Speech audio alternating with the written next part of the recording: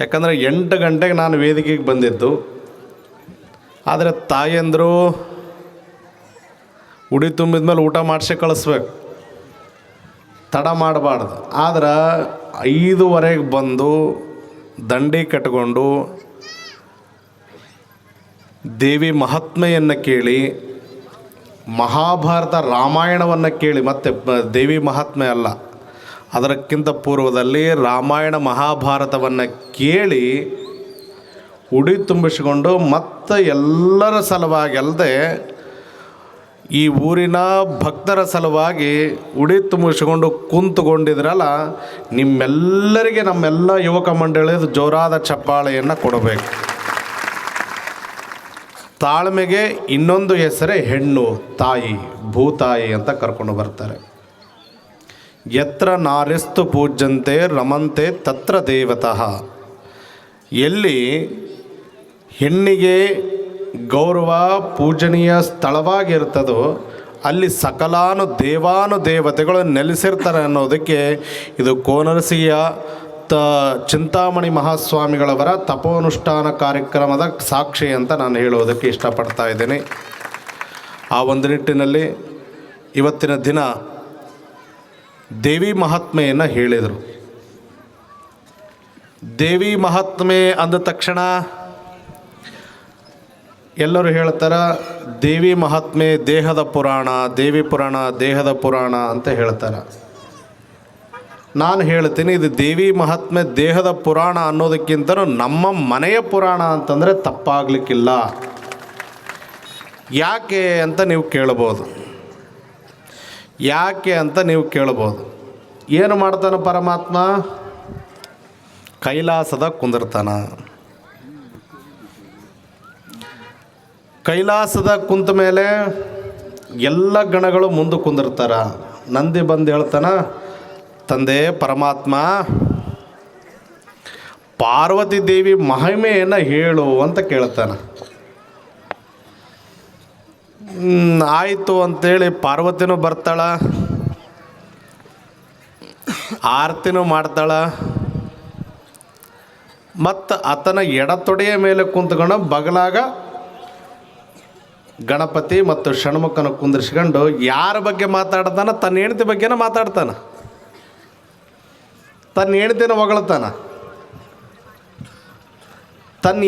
ಹೊಗಳ್ತಾನೆ. ಅಂತಂದಮೇಲೆ ಏನು ಮಾಡ್ತಾಳೆ? ಸುಮ್ಮನೆ ಹೊಗಳಿಸ್ಕೊಂತಾಳಕ್ಕೆ. ಅಂದರೆ ಹೆಣ್ಮಕ್ಳಿಗೆ ಗೌರವದಿಂದ ಯಾರು ಹೊಗಳ್ತಾರ ಅವ್ರ ಮೇಲೆ ಭಾಳ ಕಾಳಜಿ ಇರ್ತೈತಿ, ಭಾಳ ಪ್ರೀತಿ ಇರ್ತೈತಿ. ಅದಕ್ಕೆ ದೇಹದ ಪುರಾಣ ಅಂತ ಪಾರಮಾರ್ಥಿಕವಾಗಿ ಹೇಳಿದರೆ, ನಮ್ಮ ಲೌಕಿಕವಾಗಿ ನಾವು ವಿಚಾರ ಮಾಡಿಕೊಂಡಾಗ ಅದು ನಮ್ಮ ಮನೆಯ ಪುರಾಣ ಅಂತಕ್ಕಂಥದ್ದನ್ನು ತಾವೆಲ್ಲರೂ ತಿಳಿದುಕೊಳ್ಳಬೇಕು. ಇವತ್ತು ಯಾಕೆ ಈ ಮಾತು ಹೇಳ್ತಾ ಇದ್ದೀನಿ ಅಂತಂದರೆ, ಎಲ್ಲಿ ಪಾರ್ವತಿ ಪರಮೇಶ್ವರರ ಅನ್ಯೋನ್ಯ ಪ್ರೀತಿ ಭಾವನೆಯಿಂದ ಎಲ್ಲವನ್ನ ಸಮತಾ ದೃಷ್ಟಿಯಿಂದ ನೋಡಿದಾಗ ಆ ಕೈಲಾಸ ಎಷ್ಟು ಚಂದವಾಗಿರ್ತದೋ, ಹಾಗೆ ಈ ಸಂಸಾರದಲ್ಲಿ ಬರತಕ್ಕಂಥ ಕಷ್ಟ ದುಃಖ ದುಮ್ಮಾನಗಳನ್ನು ಸಮತಾ ದೃಷ್ಟಿಯಿಂದ ನೋಡಿ ಎಲ್ಲವನ್ನು ಎದುರಿಸಿದಾಗ ನಮ್ಮ ಬದುಕು ಕೂಡ ಅಷ್ಟೇ ಹಸನವಾಗಿರ್ತದೆ ಅನ್ನೋದಕ್ಕೆ ಈ ದೇವಿ ಪುರಾಣ ಸಾಕ್ಷಿ ಅಂತಕ್ಕಂಥದ್ದನ್ನು ತಾವೆಲ್ಲರೂ ತಿಳಿದುಕೊಳ್ಳಬೇಕಿವತ್ತು. ಆ ಒಂದು ನಿಟ್ಟಿನಲ್ಲಿ ನೋಡಿಕೊಂಡಾಗ ನಮ್ಮ ಚಿಂತಾಮಣಿ ಮಹಾರಾಜರ ಸದ್ಭಕ್ತರು ಯಾವ ದೃಷ್ಟಿಯಿಂದ ದೇವಿ ಪುರಾಣ ಇಟ್ಟಾರ ಅಂತಂದರೆ, ದೇವಿ ಪುರಾಣ ದಸರಾದಲ್ಲಿ ಎಲ್ಲರೂ ಇಡ್ತಾರ. ಆದರೆ ಈ ಸಮಯದಲ್ಲಿ ದೇವಿ ಪುರಾಣ ಯಾಕೆ ಇಟ್ಟಾರ ಅಂತಂದರೆ, ನಮ್ಮ ಸಂಸಾರಗಳಲ್ಲಿ ಇರ್ತಕ್ಕಂಥ, ನಮ್ಮ ಮನೆಗಳಲ್ಲಿ ಇರ್ತಕ್ಕಂಥ ಕಷ್ಟ ನಷ್ಟ ದುಷ್ಟ ಎಲ್ಲವನ್ನು ದೂರ ಮಾಡೋದ್ರ ಸಲುವಾಗಿ ಇವತ್ತು ದೇವಿ ಪುರಾಣವನ್ನು ಇಟ್ಟಿದ್ದಾರೆ ಅಂತಂದರೆ ತಪ್ಪಾಗಲಿಕ್ಕಿಲ್ಲ ಅಂತಕ್ಕಂಥ ಮಾತನ್ನು ನಾವೆಲ್ಲರೂ ಹೇಳಬೇಕಾಗತ್ತೆ. ಇವತ್ತು ಆ ಒಂದು ನಿಟ್ಟಿನಲ್ಲಿ ನೋಡಿಕೊಂಡಾಗ ಇವತ್ತು ನಾವೆಲ್ಲರೂ ಕೂಡ ಆ ದೇವಿ ಮಹಾತ್ಮೆಯನ್ನು ತಾವೆಲ್ಲರೂ ಕೇಳಿದ್ರಿ. ಏನಪ್ಪ ಅಂತಂದರೆ, ಚಂಡಾಮುಂಡರಿರ್ಬೋದು, ರಕ್ತ ಬೀಜಾಸುರ ಇರ್ಬೋದು, ಬಿಡಾಲನಿರ್ಬೋದು, ರುದ್ರಗ್ರ ಎಲ್ಲರೂ ಇರ್ಬೋದು. ಇವರೆಲ್ಲರೂ ಕೂಡ ಚಿದಾನಂದಾವಧೂತರು ನಮಗೆ ಅರ್ಥ ಆಗಲಿ ಅಂತಕ್ಕಂಥ ಒಂದು ಹಿತದೃಷ್ಟಿಯಿಂದ ಕಲ್ಪನೆಯಿಂದ ಒಂದೊಂದು ರಕ್ಕಸರನ್ನು ಕೊಟ್ಟರು. ಆ ಎಲ್ಲ ರಕ್ಕಸರು ಎಲ್ಲಿ ಇರ್ತಾರಪ್ಪ ಅಂತಂದರೆ ನಮ್ಮ ದೇಹದೊಳಗೆ ಇರ್ತಾರೆ. ಆ ದೇಹದೊಳಗಡೆ ಇರ್ತಕ್ಕಂಥ ರಕ್ಕಸರನ್ನು ಆ ರಕ್ಕಸರನ್ನು ನಾವು ಸಂಹಾರ ಮಾಡಬೇಕು ಅಂತಂದರೆ ಆತ್ಮ ಅಂತಕ್ಕಂಥ ಪರಮಾತ್ಮ ಶಕ್ತಿ ನಮಗೆ ಬರಬೇಕು, ಪರಮಾತ್ಮ ಇರಬೇಕು. ಶಕ್ತಿ ಅಂತಕ್ಕಂಥ ಒಂದು ಸ್ತ್ರೀ ಶಕ್ತಿ ಒಳಗಡೆ ಇದ್ದಾಗ ಮಾತ್ರ ಒಳಗಡೆ ಇರತಕ್ಕಂಥ ಅಸುರರನ್ನು ಸಂಹಾರ ಮಾಡಲಿಕ್ಕೆ ಸಾಧ್ಯ ಆಗುತ್ತೆ ವಿನಃ ಇಲ್ಲಾಂದರೆ ಯಾವ ಕಾರಣಕ್ಕೂ ಸಾಧ್ಯ ಆಗೋದಿಲ್ಲ ಅಂತಕ್ಕಂಥ ವಿಚಾರವನ್ನು ಈ ದೇವಿ ಮಹಾತ್ಮೆಯ ಮುಖಾಂತರ ನಾವೆಲ್ಲ ತಿಳಿದುಕೊಳ್ಳಬೇಕಾಗತ್ತೆ. ಆ ಒಂದು ನಿಟ್ಟಿನಲ್ಲಿ ನೋಡಿಕೊಂಡಾಗ ಇವತ್ತು ಆ ತಾಳ್ಮೆ ನಾನು ಎಲ್ಲಿ ನೋಡ್ತಾ ಇದ್ದೀನಿ ಅಂತಂದರೆ, ಆ ದೇವಿಯ ತಾಳ್ಮೆ ನಾನು ಎಲ್ಲಿ ನೋಡ್ತಾ ಇದ್ದೀನಿ ಅಂತಂದರೆ, ಉಡಿ ತುಂಬಿಸಿಕೊಂಡಿರ್ತಕ್ಕಂಥ ಕೋನಸಿರಿಯ ಹಾಗೂ ಚಿಂತಾಮಣಿ ಮಹಾರಾಜರ ಸದ್ಭಕ್ತರ ತಾಯಂದರಲ್ಲಿ ಆ ತಾಳ್ಮೆ ನೋಡ್ತಾ ಇದ್ದೀನಿ. ಆ ತಾಳ್ಮೆಯನ್ನು ನಾನು ನೋಡ್ತಾ ಇದ್ದೀನಿ. ಯಾಕೆ ಈ ಮಾತನ್ನು ಹೇಳ್ತಾ ಇದ್ದೀನಿ ಅಂತ ಪೂಜ್ಯರ ಹತ್ರ ನಾನು ಮಾತಾಡ್ತಾ ಇದ್ದೆ. ಬುದ್ಧಿ ಸಮಯ ಭಾಳ ಆಯಿತು ಅಂತೇಳಿ. ಹೌದ್ರಿ ಅಂತಂದ್ರೆ, ಆದರೆ ನಮ್ಮೂರ ಕಡೆ ಒಂದು ಊರೈತಿ, ಇಲ್ಲಾರ ಇನ್ನೂ ಸ್ವಲ್ಪ ಇದು ನಮ್ಮೂರ ಹತ್ರ ಒಂದು ಗೌಡೂರು ಅಂತ ಒಂದು ಐತಿ. ಚಲೋವಾಗದ 10 ಗಂಟೆಗೆ ಚಲೋ ಆಗ್ತೈತೆ. ಊಟ ಮಾಡ್ಕೊಂಡು ಕೇಳಕ್ಕೆ ಬರೋರೆಲ್ಲ ರಾಸಿಗೆ ತಗೊಂಡು ಬರ್ತಾರೆ. ಪುರಾಣ ಚಲೋವಾಗದ 11 ಗಂಟೆಗೆ ಚಲೋವಾಗತ್ತೆ. ಮುಗಿಸೋದು 12ವರೆಗೆ ಮುಗಿಸ್ತಾರೆ. ನಾವೆಲ್ಲ ಮಾತಾಡೋದು 1 ಗಂಟೆಗೆ ಮಾತಾಡ್ತೀವಿ. ಈಗ ಹಂಗಾಗ್ಬಿಟ್ಟದೆ ಅಂದ್ರೆ ನೀವು ನಡೆಸ್ಗಾರಪ್ಪ ಅಂತ ಹೇಳಕತ್ತೀವಿ ನಾವು. ಹಂಗಾಗೈತೆ. ಆಮೇಲೆ ನಮ್ಮ ಭಾಗದಾಗ ಇನ್ನೂ ಏನಪ್ಪ ಅಂತಂದರೆ 10 ಗಂಟೆಗೆ ಏನೋ ಕಾರ್ಯಕ್ರಮ ಇರೋಂಗಿಲ್ಲ, ಎಲ್ಲ ಕಾರ್ಯಕ್ರಮ ಮುಗಿದುಬಿಟ್ಟಿರ್ತೈತೆ. ಯಾಕೆ ಅಂತಂದರೆ ಸಮಯಕ್ಕೆ ಪ್ರಧಾನ ನಾವು ಕೊಡ್ತೀವಿ. ಆದರೆ ಭಕ್ತಿಗೆ ಪ್ರಾಧಾನ್ಯತೆಯನ್ನು ಕೊಟ್ಟಿರ್ತಕ್ಕಂಥ ಗ್ರಾಮ ಕೋನರ್ಸಿಯ ಗ್ರಾಮ ಅಂತ ನಾನು ಭಾಳ ಹೆಮ್ಮೆಯಿಂದ ನಾನು ಹೇಳ್ತಾ ಇದ್ದೀನಿ. ಆಮೇಲೆ ಬರ್ತಿರ್ಬೇಕಾದ್ರೆ ನಮ್ಮ ಗೌಡ್ರನ್ನ ಕೇಳಿದೆ, ಅಡವಿಲಿಂಗ ಮಹಾರಾಜರು ಮತ್ತು ಇವ್ರ ಬಗ್ಗೆ ಕೇಳಿದೆ. ಬಹಳ ಸಂತೋಷ ಆಯಿತು. ಒಂದು ಮಾತನ್ನು ಹೇಳ್ತೀನಿ, ನಮ್ಮ ಅಡವಿಲಿಂಗ ಮಹಾರಾಜರು ಸಾಧು ಸಂತರನ್ನು ಗಳಿಸಿದ್ರೆ ನಮ್ಮ ಚಿಂತಾಮಣಿ ಮಹಾರಾಜರು ಈ ಎಲ್ಲ ಸದ್ಭಕ್ತರನ್ನು ಗಳಿಸಿದ್ರ ಅಂಥೇಳಿ ನಾವು ಘಂಟಾಘೋಷವಾಗಿ ನಾವೆಲ್ಲ ಹೇಳಬೇಕಾಗತ್ತೆ. ಯಾಕೆ ಅಂತಂದರೆ 6 ತಿಂಗಳ ಕಾಲ ಅನುಷ್ಠಾನ ಮಾಡುವುದು ಸಾಮಾನ್ಯದ್ದಲ್ಲ. ಇದು ಯಾವ ಸಮಯದಲ್ಲಿ ಕೂಡ ಇಷ್ಟು ಅನುಷ್ಠಾನ ಮಾಡೋಕ್ಕಾಗಲ್ಲ. ಸುಮಾರು 101 ದಿನ ಮಾಡಿದ್ದು ಲಾಸ್ಟ್ ನಾನು ಕೇಳಿದ್ದು.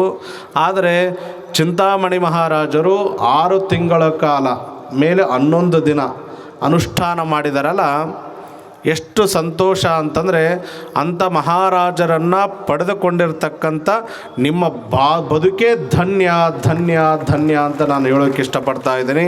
ಆ ಒಂದು ನಿಟ್ಟಿನಲ್ಲಿ ಈ ಕಾರ್ಯಕ್ರಮದಲ್ಲಿ ಪಾಲ್ಗೊಂಡಿರ್ತಕ್ಕಂಥ ತಮ್ಮೆಲ್ಲರಿಗೆ ಚಿಂತಾಮಣಿ ಮಹಾರಾಜರಾಗಿರ್ಬೋದು, ಕಾಶಿ ಜಗದ್ಗುರುಗಳಾಗಿರ್ಬೋದು, ಅಮರೇಶ್ವರ ಗುರು ಗಜದಂಡೇಶ್ವರರಾಗಿರ್ಬೋದು, ಎಲ್ಲರಿಗೂ ಆಯುರಾರೋಗ್ಯ ಸದೇಶ್ವರನ್ನು ಕೊಟ್ಟು ಕಾಪಾಡಲಿ ಅಂತಕ್ಕಂಥ ಮಾತನ್ನು ಹೇಳ್ತಾ ತಾವೆಲ್ಲರೂ ಕೂಡ ಅಲ್ಲೇ ಕುಂತ್ಕೊಂಡು ಕೈ ಮುಗಿಬೇಕು. ಯಾಕೆ ಅಂತಂದರೆ, ಯಾಕೆ ಈ ಮಾತು ಹೇಳಕತ್ತೀನಿ ಅಂತಂದರೆ, ತಪ್ಪನ್ನು ಭಾವಿಸಬಾಡ್ರಿ. ನಿಮ್ಮನ್ನು ದೇವಿ ಸ್ಥಾನದಲ್ಲಿ ಕುಂದಿರಿಸಿ ಉಡಿಯನ್ನು ತುಂಬಿರ್ತಾರೆ. ನೀವು ಸಾಕ್ಷಾತ್ ದೇವತೆನೇ. ಪ್ರಸಾದ ಮಾಡಿ ಎದ್ದೇಳತನೂ ಸಾಕ್ಷಾತ್ ದೇವತೆನೇ. ಆಗಲೇ ಎದ್ದೋದ್ರಿ, ಅನಿವಾರ್ಯ ಪರಿಸ್ಥಿತಿ, ಸಮಯ ಭಾಳ ಆಗಿತ್ತು, ಎದ್ದೋದ್ರಿ, ತದೇ ಪ್ರಕಾರವಾಗಿ ಬಂದು ಕುಂತ್ಕೊಂಡ್ರಿ. ಪ್ರಸಾದ ಮಾಡುವ ತನೂ ನೀವು ಯಾರೂ ಎದ್ದೇಳಬಾರ್ದು. ಏಕೆಂತಂದರೆ ಇಲ್ಲಿ ತನೂ ಶಾಸ್ತ್ರಿಗಳು ಹೇಳಿದರು ಏನಂತ, ನಿಮಗೆ ಉಡಿ ತುಂಬಕ್ಕಿಂತ ಪೂರ್ವದಲ್ಲಿ ಗ್ರಾಮ ದೇವತೆಗೆ ಉಡಿ ತುಂಬಿಸಿದ್ರು. ಅವರು ಸುಮ್ಮನೆ ತುಂಬಿಸಲಿಲ್ಲ. ಅವರು ನೀವೆಲ್ಲ ಕುಂತೀರಂತನೂ ಕಳಿಸ್ಲಿಲ್ಲ. ಅಲ್ಲಿ ಇರ್ತಕ್ಕಂಥ ಒಂದು ಶಕ್ತಿ, ಆ ಸನ್ನಿಧಾನದಲ್ಲಿ ಇರತಕ್ಕಂಥ ಒಂದು ಶಕ್ತಿ ಇವತ್ತು ಎಲ್ಲಿ ಬಂದು ಕುಂತೈತೆ ಅಂದ್ರೆ, ಮುಂದೆ ಕುಂತಿರ್ತಕ್ಕಂಥ ಎಲ್ಲ ಮುತ್ತೈದರ ಉಡಿಯಲ್ಲಿ ಆ ಶಕ್ತಿ ಬಂದು ಕುಂತೈತಿ. ಆ ಶಕ್ತಿ ಸ್ಥಾನ ಪಲ್ಲಟ ಆಗಬಾರದು. ಆ ಶಕ್ತಿ ಸ್ಥಾನ ಪಲ್ಲಟ ಆಗಬಾರದು. ಎಲ್ಲಿ ತನ ನಿಮಗೋಸ್ಕರ ತಯಾರು ಮಾಡಿರ್ತಕ್ಕಂಥ ಪ್ರಸಾದವನ್ನು ಸ್ವೀಕಾರ ಮಾಡುವ ತನಕ ಆ ಶಕ್ತಿ ಸ್ಥಾನ ಪಲ್ಲಟ ಆಗಬಾರ್ದು. ಆ ಶಕ್ತಿ ಯಾಕೆ ಬಳಸಬೇಕು, ಯಾರಿಗೆ ಬಳಸಬೇಕು ಅಂತಂದರೆ, ಇವತ್ತೇನು ಚಿಂತಾಮಣಿ ಮಹಾರಾಜರ ಅನುಷ್ಠಾನಕ್ಕೇನು ಕುಂತಾರಲ್ಲ, ಇಲ್ಲಿ ಗೊತ್ತಿದ್ದು ಗೊತ್ತಿಲ್ಲದೆ ಎಷ್ಟೋ ಜನ ಪ್ರತ್ಯಕ್ಷವಾಗಿ ಪರೋಕ್ಷವಾಗಿ ಸೇವೆ ಮಾಡಿರ್ತಕ್ಕಂಥ, ಕಾಣದ ಕೈಗಳು ಕೂಡ ಸೇವೆ ಮಾಡಿರ್ತಕ್ಕಂಥ, ಯಾರು ಕಷ್ಟ ಅಂತ ಬಂದಿರತಕ್ಕಂಥ ಅಂಥ ಭಕ್ತರಿಗೆ ಈ ಶಕ್ತಿ ಅಲ್ಲಿ ಆಶೀರ್ವಾದ ಮುಖಾಂತರವಾಗಿ ಸಾಗಿದಾಗ ಮಾತ್ರ ಈ ಪುರಾಣ ಅನುಷ್ಠಾನ ಒಂದು ಸಾರ್ಥಕತೆಯನ್ನು ಪಡೆದುಕೊಳ್ಳುತ್ತೆ. ಆ ಒಂದು ನಿಟ್ಟಿನಲ್ಲಿ ತಾವೆಲ್ಲರೂ ಏನು ಮಾಡಬೇಕಪ್ಪ ಅಂತಂದ್ರೆ ತಾವೆಲ್ಲರೂ ಕೂಡ ಕುಂತಲ್ಲೇ ಕುಂದಿರ್ಬೇಕು. ಅನುಷ್ಠ ಎಲ್ಲ ಮಂಗಲ ಆದಮೇಲೆ ಪ್ರಸಾದ ಮಾಡಿ ಎದ್ದ ಮೇಲೇ ಆ ಒಂದು ಉಡಿ ತುಂಬುವಂಥ ಕಾರ್ಯಕ್ರಮ ಪೂರ್ಣ ಆಗುತ್ತೆ. ಅದಕ್ಕೆ ಹೋಗಬೇಕಾದ್ರೆ ಯಾರೂ ನಮಸ್ಕಾರ ಮಾಡಬಾರ್ದು. ಇವತ್ತು ನಾವೇ ಹೋಗಲಿ, ಸ್ವಾಮಿಗಳೇ ಹೋಗಲಿ. ಯಾಕಪ್ಪ ಅಂತಂದರೆ ಆ ಶಕ್ತಿ ಈ ಸ್ಥಾನಕ್ಕೆ ಮೀಸಲಾಗಿ ಇರಲಿ ಅಂತಕ್ಕಂಥ ಭಾವನೆಯಿಂದ ತಮ್ಮೆಲ್ಲರಿಗೆ ಹೇಳ್ತಾ ನನ್ನ 2 ಮಾತು ವಿರಾಮ ಕೊಡ್ತೇನೆ. ಇತಿ ಶಿವಂ ಭೂಯಾತ್.